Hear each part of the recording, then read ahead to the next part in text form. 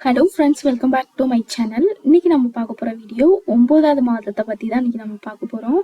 கர்ப்பிணிகளோட மிக முக்கியமான மாதம்னா 9வது மாதம் தான்.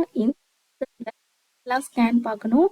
எந்த மாதிரியான அறிகுறிகள்லாம் இருக்கும் கர்ப்பிணிகளுக்கு, குழந்தையோட தலைப்பகுதி கீழே வந்துருச்சு இல்லை ஒரு சில பெண்களுக்கு வரலன்னா என்னெல்லாம் நம்ம ஃபாலோ பண்ணணும், என்ன எக்ஸசைஸ் நம்ம பண்ணணும், எந்த வாரத்தில் நம்மளுக்கு டெலிவரி நடக்கிறதுக்கு நிறைய வாய்ப்பு இருக்குது, அதை பற்றி தான் இந்த வீடியோவில் நம்ம பார்க்க போகிறோம். வீடியோவை ஸ்கிப் பண்ணாமல் முழுசாக பாருங்கள், அப்போ தான் உங்களால் எல்லாத்தையும் தெரிஞ்சுக்க முடியும். நம்மளோட சேனலில் முதல் முறையாக பார்க்குறவங்களா இருந்தீங்கன்னா சப்ஸ்கிரைப் பண்ணிட்டு பாருங்கள், அப்போ தான் நான் போடுற யூஸ்ஃபுல்லான வீடியோ உங்களுக்கு நோட்டிஃபிகேஷனாக வரும். நார்மலாக 9வது மாதம் தான் ரொம்ப ஒரு முக்கியம். 9வது மாதத்துல நம்மளுக்கு அல்ட்ராசவுண்ட் ஸ்கேன் வந்து பார்ப்பாங்க. 2 வாரத்துக்கு ஒரு தடவை ஸ்கேன் வந்து பார்ப்பாங்க. ஒரு சில ஹாஸ்பிட்டல்ல வாரம் வாரம் கூட பார்ப்பாங்க. ஏன்னா குழந்தையோட பொசிஷன் வந்து எப்படி இருக்கு, செஃபாலிக் பொசிஷன் வந்துருச்சா, ப்ரீச் ப்ரெசன்டேஷன்ல இருக்கா, டிரான்ஸ்லேவ் ப்ரெசன்டேஷன்ல இருக்காங்கிறத செக் பண்றதுக்காக பார்ப்பாங்க. அதே மாதிரி குழந்தையோட பொசிஷன் எப்படி இருக்கு, ஒவ்வொரு வாரத்துக்கும் மாறுபடும். அதுக்காக வந்து செக் பண்றது ரொம்ப இயல்பான ஒண்ணுதான். 9வது மாதத்துல எந்த வாரத்துல நம்மளுக்கு டெலிவரி நடக்கிறதுக்கு நிறைய வாய்ப்பு இருக்குன்னா, எந்த வாரத்துலனாலும் நடக்கும். ஒவ்வொரு பெண்களுக்கும் இது மாறுபடும். ஆனா அதிகமான பெண்களுக்கு எந்த வாரத்துல டெலிவரி ஆயிருக்குன்னா 38 வாரம் உங்களுக்கு முடியும் பொழுது 39வது வாரம் ஆரம்பிக்கும் வாரத்துல உங்களுக்கு டெலிவரி நிறைய பெண் இருக்கு. 9வது மாதத்துல நம்ம என்னென்ன எக்ஸசைஸ் பண்ணணும், என்னென்ன கஷாயங்கள் நம்ம எடுத்துக்கொள்ளணும்னு பார்த்தோம்னா, பட்டர்ஃப்ளை யோகா பண்ணலாம், ஸ்குவாட்டிங் எக்ஸசைஸ் பண்ணலாம், நல்லா வாக்கிங் போகலாம். இதை தவிர சோம்பு கஷாயம் குடிக்கலாம், ஜீரக கஷாயம் குடிக்கலாம், முருங்கைத்தலை கஷாயம் குடிக்கலாம், மல்லி கஷாயம் குடிக்கலாம், சுக்கு கஷாயம் குடிக்கலாம். இது எல்லாமே 9வது மாதத்துல கண்டிப்பா எடுத்துக்கொள்ளலாம். குழந்தையோட வெயிட் ரொம்ப அதிகமா இருக்குன்னா நட்ஸ் வகைகள்லாம் வந்து தவிர்த்து கொள்றது ரொம்ப நல்லது. குழந்தையோட வெயிட் ரொம்ப கம்மியா இருக்குன்னா நட்ஸ் நல்லா எடுத்துக்கோங்க.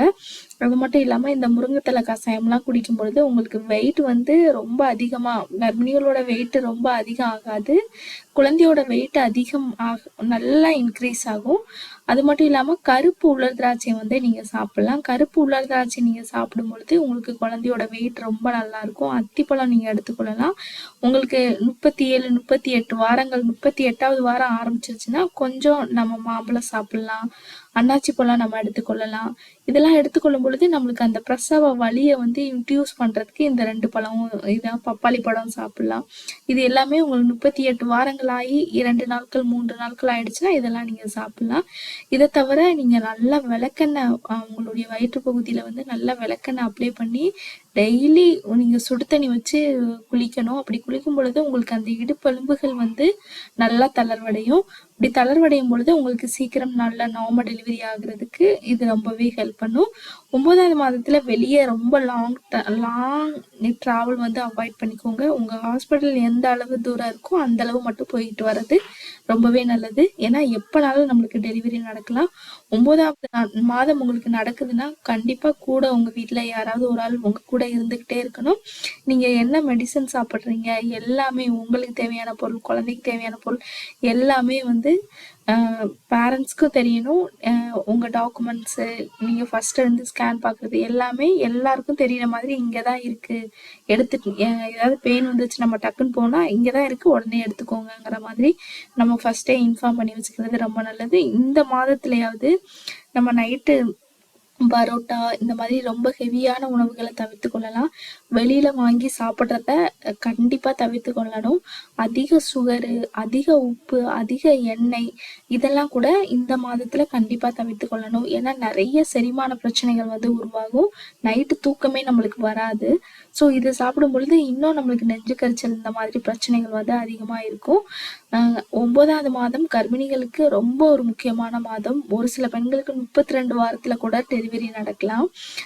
நடந்தாலும் எந்த ப்ராப்ளம் கிடையாது, குழந்தை ரொம்ப ஆரோக்கியமா இருக்கும். உங்களுக்கு 34 வாரங்கள்ல குழந்தை பிறந்தா கூட உங்களுக்கு குழந்தை வந்து ரொம்ப ஹெல்த்தியாகவும் ரொம்ப ஆரோக்கியமாகவும் இருக்கும்.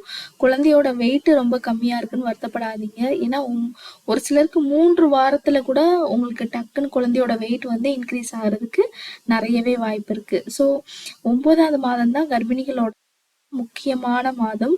ரொம்ப கேர்ஃபுல்லாவும் கரெக்டான சைஸ் ஸ்லிப்பர் போடுங்க. ஏன்னா ரொம்ப பெருசா போட்டாலும் நம்ம தடுக்கி கீழ விழுந்துருவோம். ரொம்ப டைட்டா போட்டாலும் கால் வீக்கம் வந்து ரொம்ப அதிகம் இருக்கும். கால் வீக்கம் வந்து நெறைய பெண்களுக்கு 9ஆவது மாதத்துல ரொம்ப அதிகம் இருக்கும். ரொம்பலாம் ட்ரெஸ்ஸு ரொம்ப டைட்டா இருக்கும்.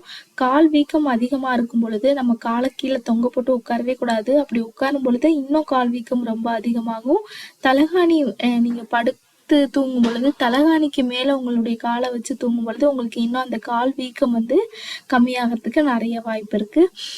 அதே மாதிரி ரொம்ப நேரம் நின்றுட்டே வேலை செய்யக்கூடாது. ரொம்ப அதிக நேரம் வந்து ரொம்ப ஹெவியான வேலையும் 9ஆவது மாதத்துல செய்யக்கூடாது. ரொம்ப இப்போ முதல் குழந்தை இப்போ 2வது குழந்தை டெலிவரி ஆக போகுதுன்னா முதல் குழந்தைய இந்த மாதத்துல கண்டிப்பா தூக்கி இடுப்புல வைக்க வேண்டாம்னு சொல்லுவாங்க. ரொம்ப வெயிட்டை தூக்கி இடுப்புல வைக்க வேண்டாம்னு சொல்லுவாங்க.